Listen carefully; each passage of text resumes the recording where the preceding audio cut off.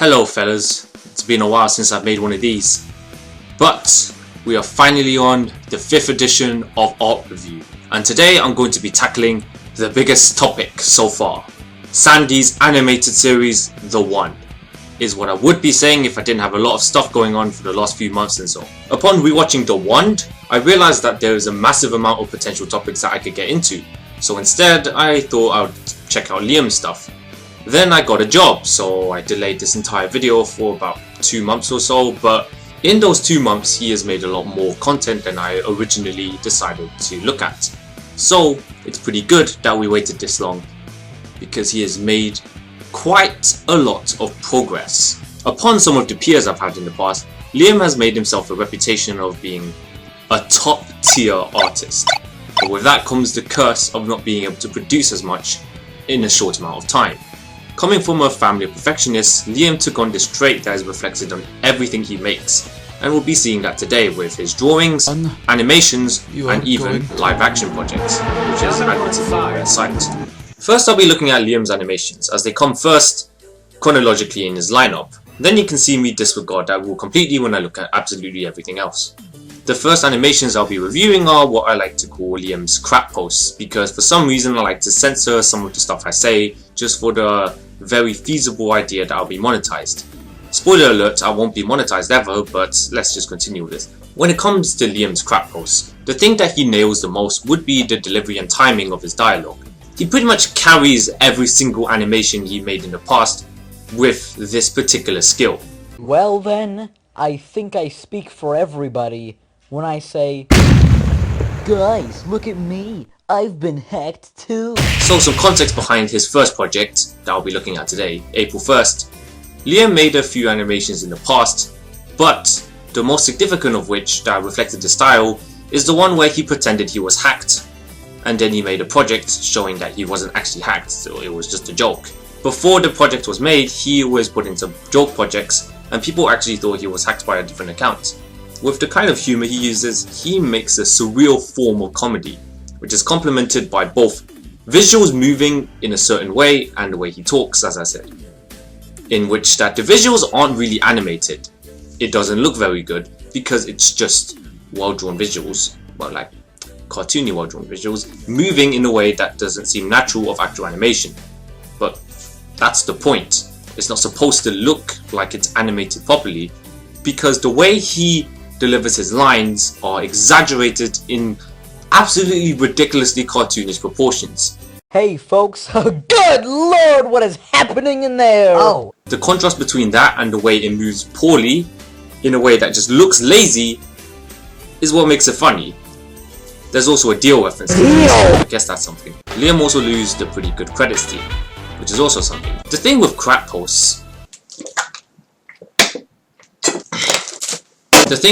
posts are that there are little details that give merit to watching it. It's a bit surreal because it's what I like to think is a meta kind of comedy. The thing with this kind of humor though is that you have to earn it, and I think Liam definitely earns it. The way that he still slays the dialogue shows that he's just able to really make you laugh without even putting that much effort into it. And that kind of understanding of the audience is what makes it work. And then, when you think about all the other people on Scratch who sometimes do this, rarely are you gonna have it actually be funny. There are many animators I've seen on Scratch, probably not enough because if I did my eyeballs would melt, that tried this kind of comedy, but because they have a lack of understanding of human beings and how humor works in that way, it doesn't work. And like personally, I probably wouldn't be able to do shitposts either. Some context about Scratch is that I've mentioned it a lot in Art Review, and most of the people I've met who I know because I made art reviews over them originated from Scratch. But the problem with Scratch is that the limitation of the program just makes it so that people are never going to reach their full potential on it. And if they do, then they're not very impressive because it's Scratch, so their full potential isn't very good. I mean, unless you're someone like GreenScripter, where you actively try to push the limitations of the program just because you like to troll the entire coding industry. Even with this, most of the people I knew on Scratch who I thought were very talented then decided to move on later. Case in point, the two best animators I know would probably be Liam and TNT Squirrel, with TNT Squirrel just massively improving even when he was one of the best animators on Scratch, to the point where he just is known for the best animations. Go the brakes! Hit the brakes! Liam then does this again with Alfredo Noir. So pretty much everything I just described that makes his humor interesting in this level was that it was just built on upon every single time he tried making a bigger project. And Alfredo Noir is pretty much just a better version of what he tries to do in April 1st. Surreal visuals sync better with the timing of the jokes in this one, because grass, Robbie his tummy for years of good luck. I actually say Robbie his tummy for, like, unironically a lot of the times, and it's unnatural. I have a really huge love and hate relationship with Nerd Boy's voice. Are you kidding me? Today sucks. It's either ridiculously grating. No, it's not either. It is really ridiculously grating, and the slow delivery is just completely breaking off the pace. Like, the pacing of the entire animation is just completely butchered with Nerd Boy. But I guess that's actually the point, because it's like the complete ridiculous contrast between the charismatic way that Liam does Alfredo Noir's voice and then the Nerd Boy. It's just like, it's a completely dysfunctional duality. It comes to the point where I think that these two have pretty good chemistry the first time you watch them, then you'd never want to see them on screen again because you'd want to tear your eyes out, or in this case tear your ears out. The character designs, I think, it's funny, I didn't actually talk much about the artistry in these character designs, and I think that they're just given a simplistic, minimalistic design where they don't need too much detail, but he knows where to put certain points to make the style work with the aesthetic of what he's going with. For example, Alfredo, he has design traits that give him this character of being this charismatic salesperson. Here, why don't you have some Alfredo Noir? You're not you when you're hungry. He has like a ridiculously Chad looking jaw, being really square, and he's well dressed in his detective outfit. His skin is all clean and smooth. And then Nerd Guy is just the opposite, where he's made of more circular, rounder objects, with him having like a tucked in t-shirt as well, and the acne glasses, braces, and it's the little details in the character design are what make it matter. You can tell who these people are just by seeing the character designs, and because he just makes like a single animation with them, it makes sense for that to be the case. You want the audience to identify with them as quickly as possible, and that's something he exceeds at. I just said that's something he exceeds at. Mean to say that's something he excels at. It's funny that he yet again just moves them via rotation, and because they're vectors, he like very rarely draws actual new frames of animation. Like for example, all he does is just make the arms move, I think, for Alfredo. Call the number below. Then after Alfredo Noir, he never really made any more of these type of animations. Yeah, as I just said, these were pretty funny, and it's like they're the type of humor where he wouldn't make loads of episodes of them because then they'd get boring. And I think he understood that because he just completely didn't make any more after Alfredo Noir. He did a complete 180 in us. It got to a point where I really couldn't find any more animations he made, so I just had to go out of my way to see what other kinds of things he did. Even though I wouldn't actually be reviewing these, I just thought, let's get some more context into what kind of stuff Liam made. Then I found this. She called me.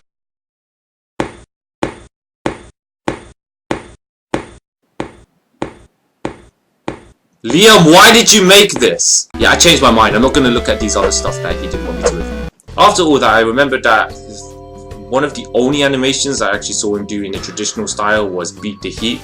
This was the very first time I saw Liam do traditional animation, and this is also one of the only times he does traditional animations, because I think it just takes him too long to make these, like, things.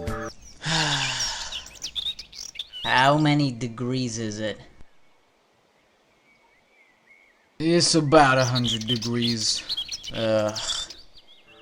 What I really like is that, again, the kind of style he makes is that he always perfectly matches the aesthetic he wants. Because like the characters are in a simply drawn way that you just makes you think of that whole 90s animation and kids aesthetic, and they're like the lip syncings and movements are really exaggerated where their mouths are like talking, kind of like that. Then he does this again, and later, with the John Wick's animation. John, you are going to die. Whether out here in the desert or somewhere later on in life.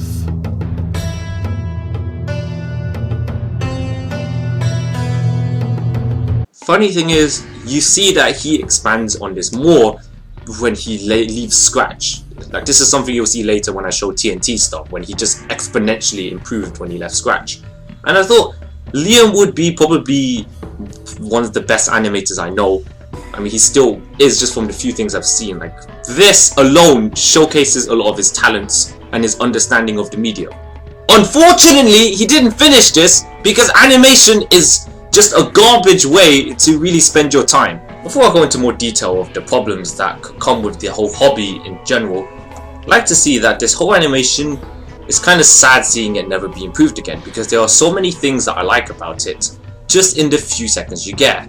There's so much attention to detail in the individual frames, even in the in-between frames, and obviously the keyframes, because those are what always usually have the most details. You can see even when the animation continues and it doesn't have the kind of well animated lip syncing that he didn't have time to really make, it still looks like he knows how the conversation would flow between syllables, and that kind of thing takes so long to work on, which is a problem because people just don't have time for that. So again, it's really sad seeing his animation go to the dust, because I understand how soul crushing it can be to just completely scrap a piece of work that you spent a long time on, and then it's just, you can't really work on it anymore. In a weird way though, it becomes a necessary evil, because you don't want a project to consume you should it take too long to complete. Plus, every single little thing you do will contribute greatly to the next time you make something in the same format, because it shows that you are improving in so many ways. When not regulated right, animation can take up a big chunk of your mental health, and it could just be a disaster for you. Case in point, I made an anime opening that took a whole month to make, and then I got like a D in maths and felt like garbage. So for the rest of the video, I'll just be focusing on his illustrations and then later his live action projects, because Liam's career in animating pretty much stops dead when he made the John Wick's animation, which is a shame. I mean, he also has a bit of unfinished animation with like this like footage of him just reanimating a Let's Player, I think. From the little I've seen of it though, it was good, but the John Wick thing is still better, because traditional artwork doesn't require you drawing it 50 times in a row. I think that it's probably the work that's associated with Liam the most when you think about him being top tier artist, because when you think about the kind of artist he is, he puts far too much detail sometimes into really crafting a perfect snapshot. And that's way easier to do with art, like traditional drawings, than it is to do with animations. What makes a good animation, like a piece of animation, is completely different to what makes a good piece of like still image art, because you're pretty much doing complete different things. When you're making still images with art, you just really got to focus on aesthetic and atmosphere, and also detail into like very intricate spots when needed. And when you're making animation, you're conveying the movement of an object or just an image. In a way, you're bringing something to life via movement. That's like the most important thing. Most of the images I got from Liam for this review were just part of his Inktober collection, though in an unconventional manner he just decided to draw whatever he felt like, because he thought like, well, what's the point? I mean, sometimes he didn't even post one a day because it takes him so long to draw these in the first place. Then later I got other drawings from him where he just doodled whatever he wanted because it was not Inktober anymore, and this art review just took too long to make. Okay, there's like a joke in the script about busting a nut, and I don't know why. You know, I ad-lib these things sometimes, right? The first of his drawings include what I assume is a portrait of Kazuma Kiryu from Yakuza, and then I confirmed that. Okay, I swear I proofread a lot of this, as evident in pretty much most of his other drawings, and like this one. His line art is just spectacular. He has an appropriate, consistent level of thickness in pretty much most of the drawing, and you can see that the shading has this interesting cross-hatching form. The particular opacity he makes it at give some depth to the darker spots of the drawing. You can see that he does this with the beard, and he keeps the darkest level of shading only for the hair and eyebrows, and then the eyes are just completely opaque. What I'll be talking about more with the other drawings too are the interesting camera angles Liam likes to put these characters in sometimes. Like for example, this fellow right here is mostly in a straight face-to-face camera angle with him looking ever so slightly upwards. And what I particularly enjoy about these little details is that Liam delicately adds these things to the face to give him more of a realistic quality, and he doesn't overdo it, except for maybe the lip. Like, if I look at the lip for too long, it starts to look like not a lip and just two mouths. But that's probably because I'm not very good at drawing lips, so I don't really know how they look when you draw them. The next is this drawing, which I don't actually know what it is, I just like it. It kind of looks like a character from Lisa the Painful, where you get access to Mario's corpse and then don his iconic hat. Since this one isn't actually one with shading, which is weird because like pretty much every other drawing he does has shading in some degree, I just have to draw attention to the amazing line art, which again he keeps a very nice consistent smooth curvature when needed while keeping more sharper rigid parts in other spots. It's actually harder than it seems to keep a very consistent curvature when it comes to the line art. The hands on the right is a bit odd compared to the other ones. This is like, it's got like so many more lines overlapping it, otherwise it's just pretty good. What I like again is that he captures the spirit of the art style of Lisa the Painful, showing that he has this great mastery behind like switching between art mediums and aesthetic very well. After this, I'd like to look at the Hitman drawing, and where do I even begin? The character himself is just ridiculously well designed. I really like how he draws the fabric on the suit, right down to the trousers and the boots, pretty much throughout the whole thing. And his character just looks ridiculously serious and motivated in the design of his professional clothing and that confident pose he takes as he walks, even with the little expression on his face. And this is hilarious when you remember that he's tiny in this huge giant landscape. Props to Liam for giving so much intricate design to every little detail here, and how well designed this small man is despite just being so tiny in the frame.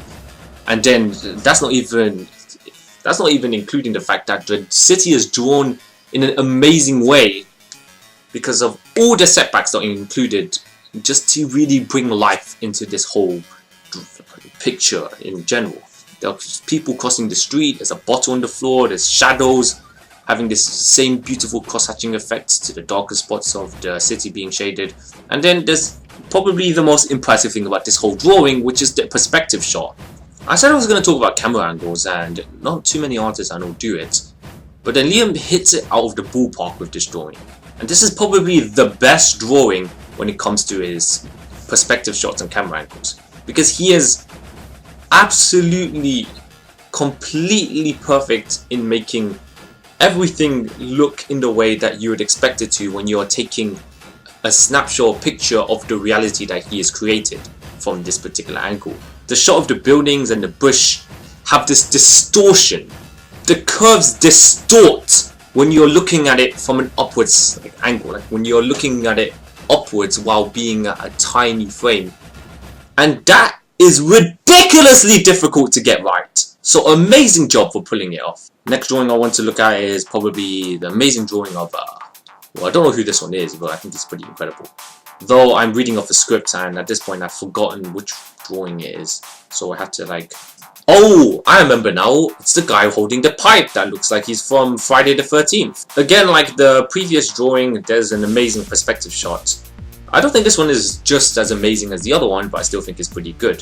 The camera is again being positioned from downwards and then facing upwards to like up at him. It's like looking towards the looming figure. And you can see this again with the curved landscape.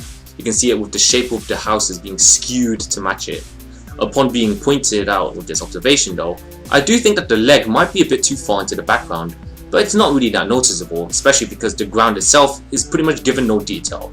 Maybe that's like a shortcut from Liam to just like not have to worry that much about it, but still it's given that kind of minimalistic approach that I actually appreciate. This has something that, unlike another drawing I reviewed in the past where certain spots of the drawing were given minimalistic qualities, this one actually works because the man walking here is absolutely the main focus of the drawing and is framed as such to accommodate this. This is why sometimes I don't mind minimalistic backgrounds, because the subject of the drawing is just the person, when the background is just kind of supplementary material. I would say drawings where the landscape actually has to have detail would be when you are painting a picture of the entirety of the whole place as a whole. For example, Hitman drawing makes sense that you would put detail into Hitman and the people around it, because the drawing isn't just that Hitman's serious, it's that Hitman is serious yet being tiny and determined in this ridiculously huge world where he's just too small to exist.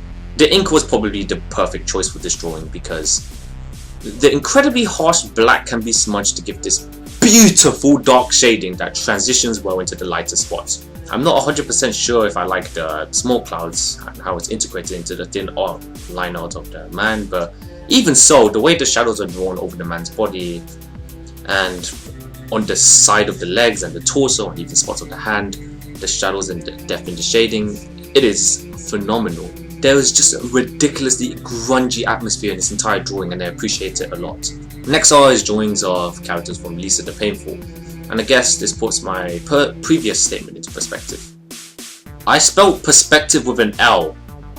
I was tripping balls when I was writing this. I think with ink again, Liam is very good at balancing his line art with smooth curves when needed and then putting some harsh shading with spots.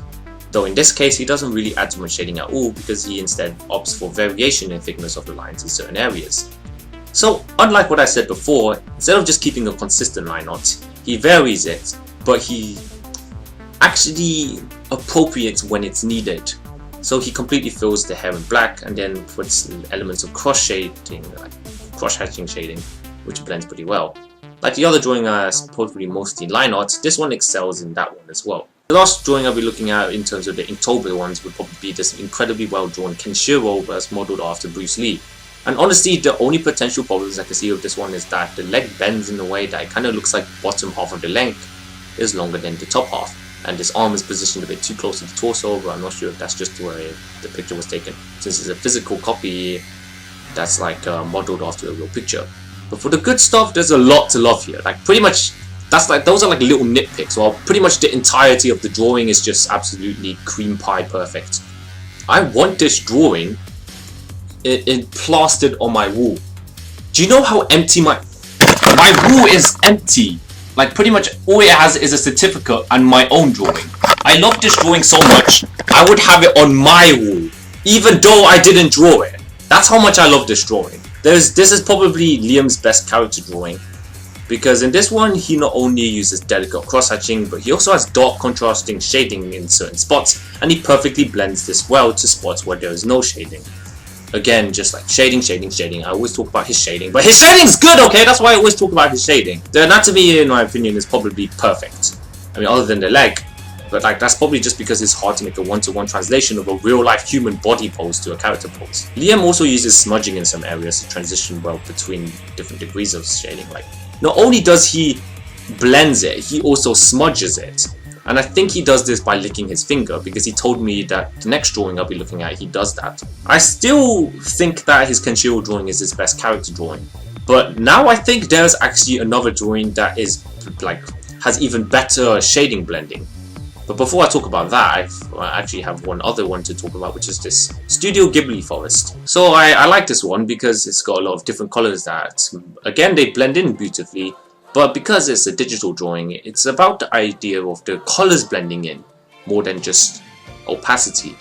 And I think it gives a ridiculously layered look to the trees and environments, to the point where I can't even believe that he didn't paint this himself. The hardest thing about this is that there's no solid line art, but he still manages to use purely colors to just really display objects as a whole, and that's ridiculously hard to accomplish. The fuzziness in spots like the tree bark and the shadows near the shed, and even the texture of the leaves gives this a more natural feeling, with this minimalist approach in the colors being easy on the eyes. So he uses different colors to blend in, but he also uses a minimalist approach in the colors that he chooses, like the palettes. And I think this is especially visible in the backdrop because it's just a really pleasant shade of blue. I don't think I've ever seen a background as good as this one. I mean, it sounds like I'm gushing here, but yeah, I'm gushing here. There's probably no better background I've seen in art review ever that's better than this one. And I don't think there's a single thing I can say that's wrong about this one.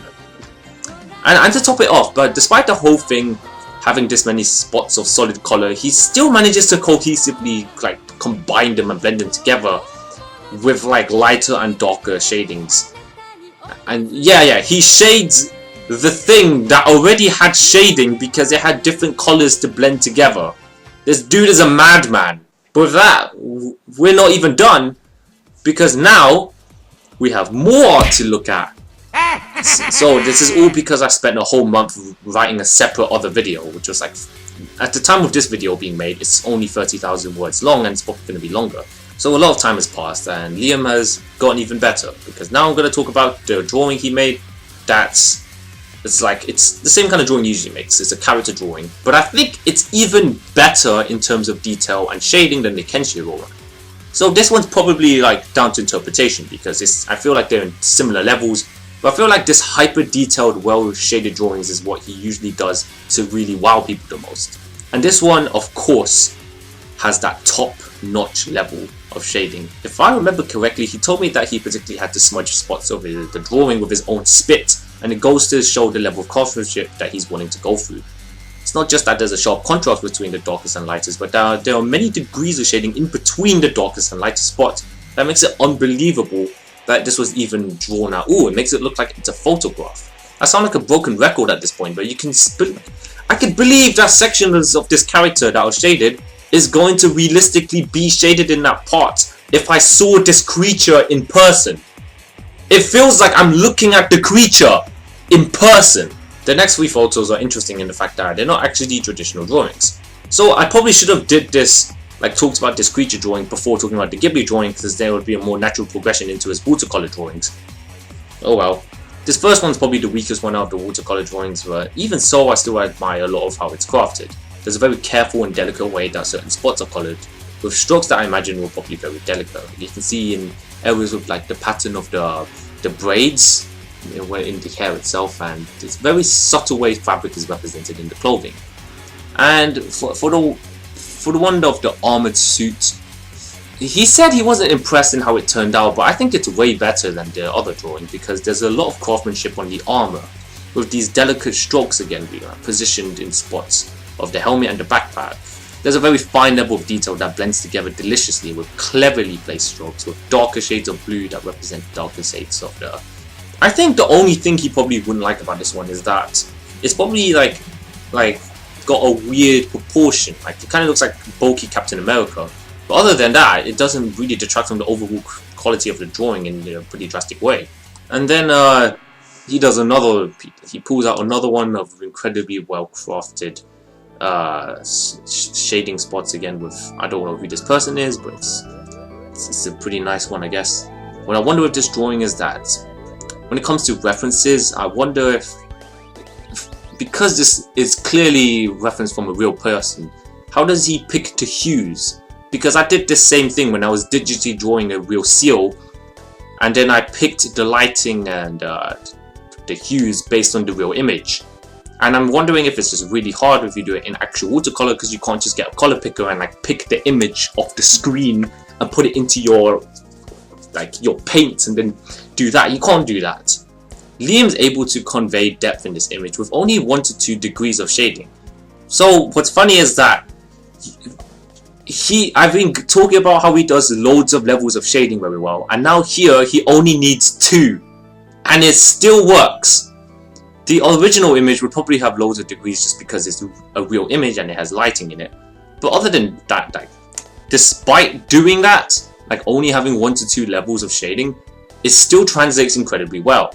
For this last photo, I don't know how he made this one because it looks like chalk instead of watercolor, but I really like how he loses I think he only uses 1 degree of shading in this one. This drawing is just shading. He has become just shading incarnate now. Now all I can say is that it's like, okay, it sounds like all of the criticism I give him is the same thing over and over again, but he just keeps getting better with it. He becomes better at shading to the point where he chooses the degrees he needs, like handcrafts the amount of degrees of shading he needs in each drawing when appropriate. And he also perfectly anatomically structures the body or like faces to the point where his aesthetic is fluid and always changing based on what he needs. And this is probably one of the best examples of that. This is probably the most minimalist drawing while still communicating so much. And yes, it is a scary looking Wario.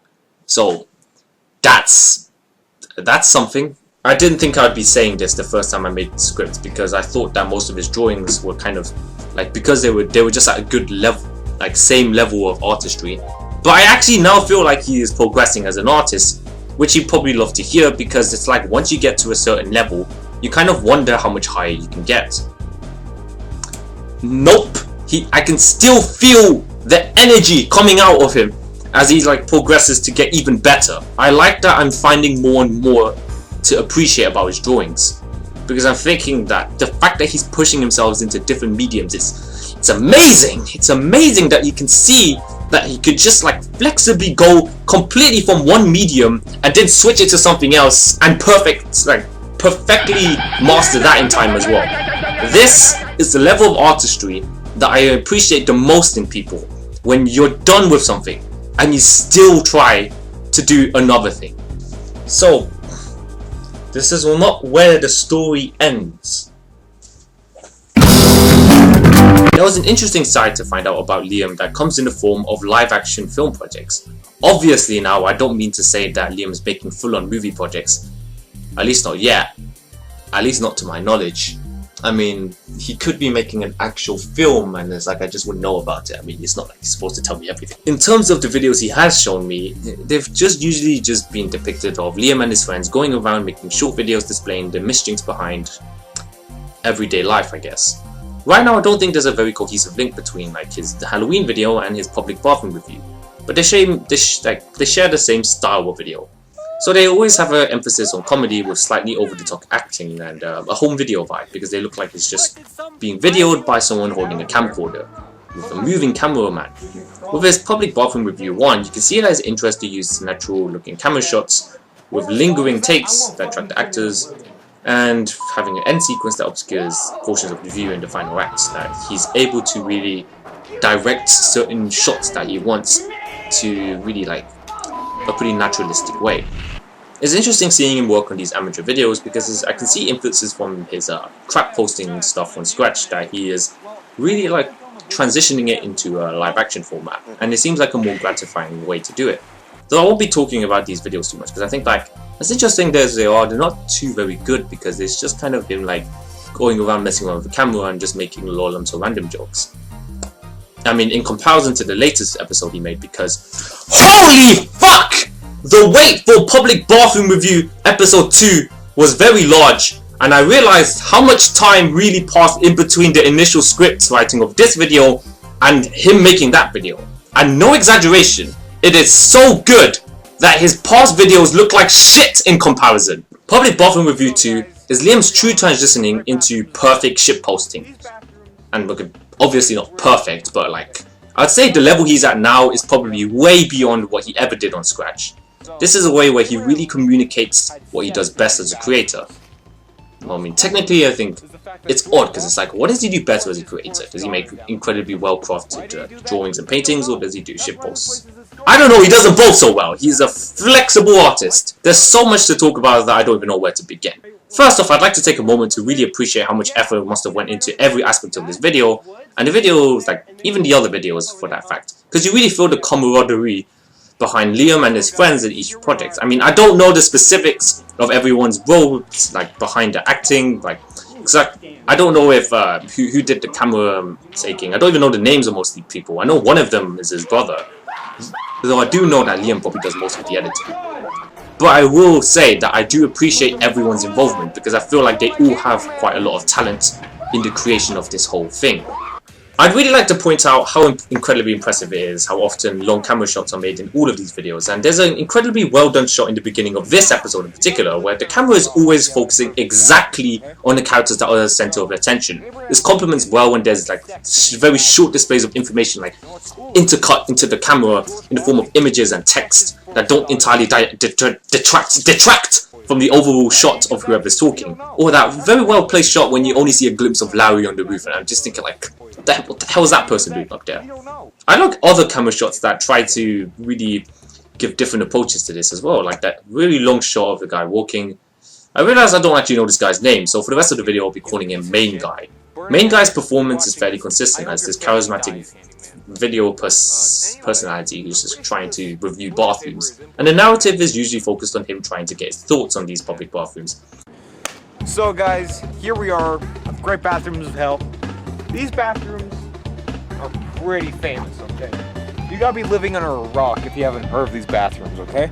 And I like how his camera facade is like broken on certain occasions, like whenever situations go out of hand, like he just seems like he's awkwardly stumbling with this bathroom janitor in the beginning of the script. Right on in, man. He doesn't need that. But maybe he's cold. Why would he be cold? He's wearing a sweatshirt.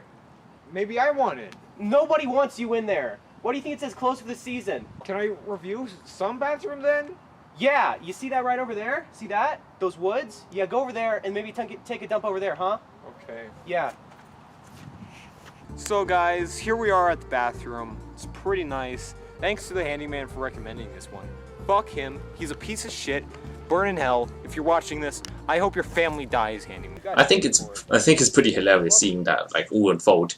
But to be honest, I think that the integrity of this world just goes further and further into insanity as the video goes forward. It's like the reality itself is breaking apart and it's going crazier and crazier to the point where you're just wondering what you're watching. But it does it gracefully. We go from the hijinks of this guy just trying to make his way into this, like the entrance of this clearly out of bounds location, where you can tell that there's something weird about it, the fact that there's someone on the roof, and then the consequences of this as it puts him directly into danger beyond what would be expected. And the notion of this danger even in itself is fantastical and ridiculous. You see who's involved with George of the Jungle taking screen, and Main Guy's scream when you see the camera guy is deaded.